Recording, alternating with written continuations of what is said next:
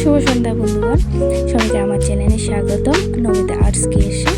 তো আজ আমরা বেরিয়ে বলেছিলাম সাপর গ্রামে একটি অপূর্ব সুন্দর মন্দিরের উদ্দেশ্যে। তো গ্রামের প্রকৃতি আর পরিবেশে একদম ভালো করে দেয়।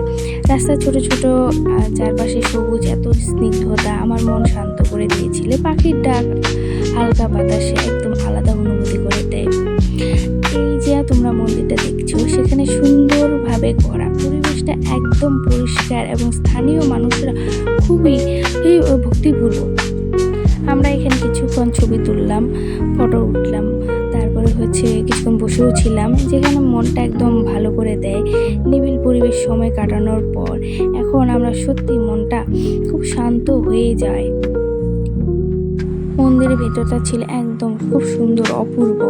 বাইরেটাও ছিল খুব সুন্দর। সন্ধ্যার সময় এখানে সমস্ত আলো জ্বালিয়ে দেওয়ার পর এখানে মন্দিরটা আরও সুন্দর হয়ে গিয়েছিল। এখানে সবসময় নাম কীর্তন হতেই থাকে।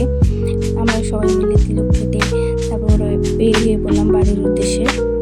এই ছিল আমার ছোট্ট সফর সাপোর গ্রামের মন্দির। ভালো লাগলে ভিডিওটি লাইক, শেয়ার অ্যান্ড সাবস্ক্রাইব করে দিও। Bye bye.